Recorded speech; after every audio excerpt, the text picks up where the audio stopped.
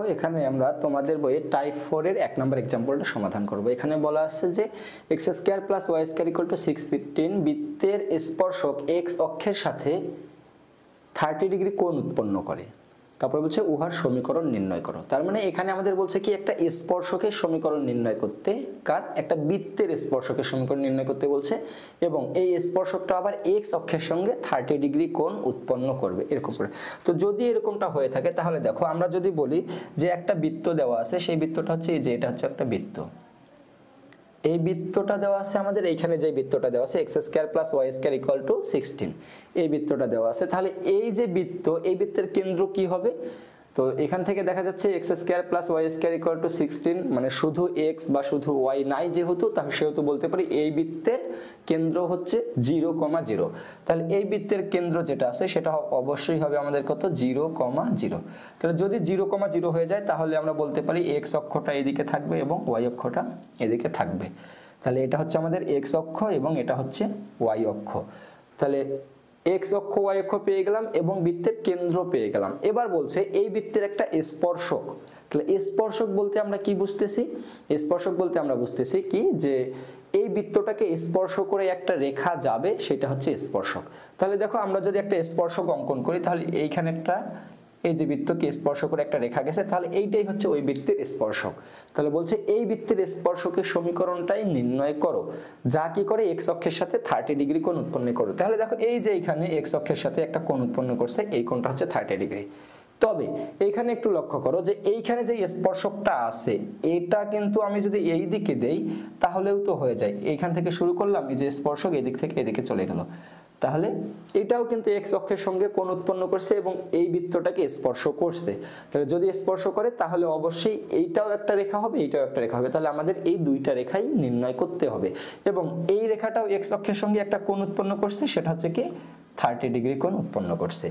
তাহলে যদি আমরা এই রেখাটা নির্ণয় করতে চাই তাহলে কিভাবে নির্ণয় করতে পারি? তাহলে এখন দেখো যেহেতু রেখাটা x অক্ষের সঙ্গে একটা কোণ উৎপন্ন করছে, তাহলে অবশ্যই এই রেখার কি থাকবে? একটা ঢাল থাকবে। তো যদি একটা ঢাল থাকে তাহলে আমি এখন এখানে বলতে পারি যে এখানে m = হবে tan 30 ডিগ্রি, কারণ 30 ডিগ্রি যেহেতু দেওয়া আছে তাহলে এখান থেকে বলতে পারি 1/√3। tan 30 ডিগ্রি মানে হচ্ছে √3। তাহলে এখানে আমি ঢালের মানটা পেয়ে গেলাম। এখন যদি আমি বলি যে স্পর্শকের সমীকরণ,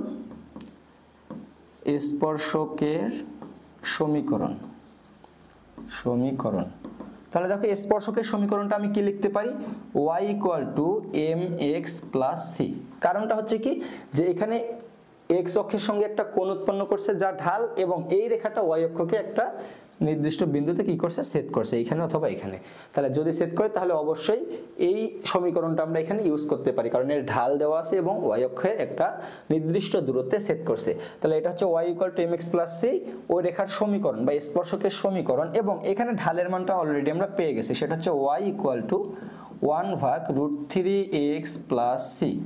তাহলে এইটাই হচ্ছে আমাদের কি? স্পর্শকের সমীকরণ। কিন্তু এই স্পর্শকের সমীকরণটা এখনো ফুলফিল হয়নি, কারণ এখানে আমরা যদি c এর মানটা বাইর করে বসাই দিতে পারি তাহলেই সমীকরণটা ফুলফিল হয়ে যাবে।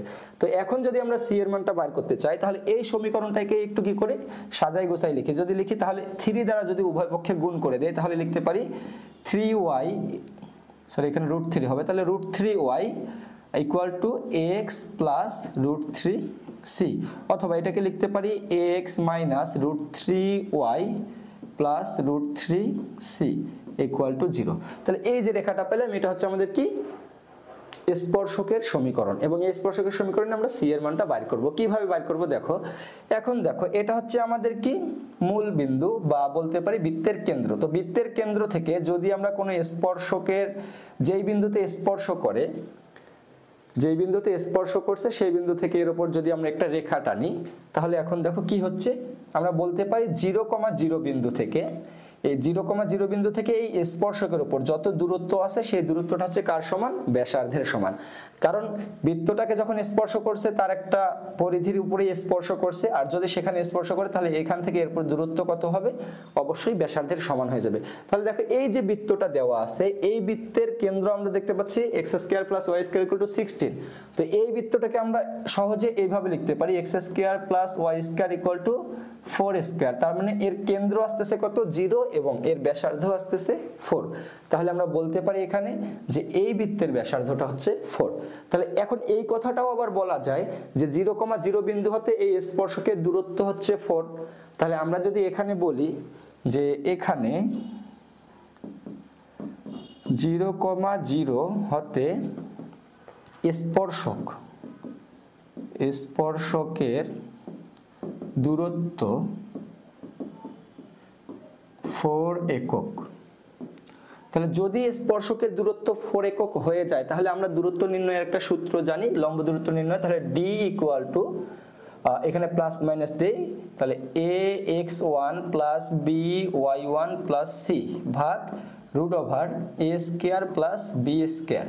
তাহলে এটা হচ্ছে একটা সমীকরণ যেখানে x এর মান এবং y এর মান বসাই দেই, যেই বিন্দু থেকে দূরত্ব নির্ণয় করব সেই বিন্দুর x এর মান এবং y এর মান।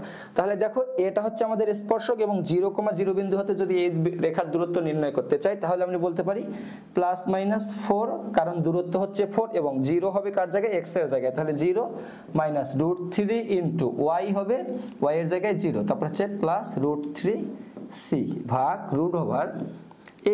a বলতে এখানে x এর সহগ হচ্ছে 1, তারপরে স্কয়ার প্লাস y এর সহগ হচ্ছে -√3 তার উপরে স্কয়ার।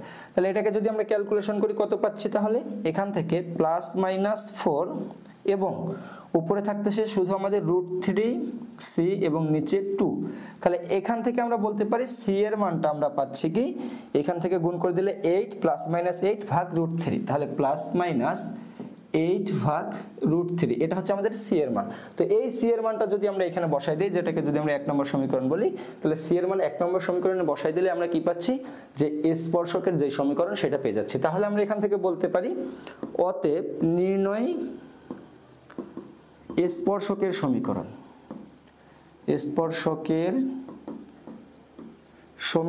সেটা হচ্ছে কি x - √3y, তারপর হচ্ছে কি এখানে +-√3 এবং c এর মান হচ্ছে 8/√3 = 0। তাহলে এই √3 কেটে যাচ্ছে, থাকতেছে x - √3y +-8 = 0। তাহলে এটা হচ্ছে আমাদের সেই স্পর্শকের সমীকরণ এবং এখানে প্লাস মাইনাস থাকার কারণে কি হয়েছে? ওই দুইটা সমীকরণ বাইর হয়ে আসছে যে স্পর্শক দুইটা ছিল।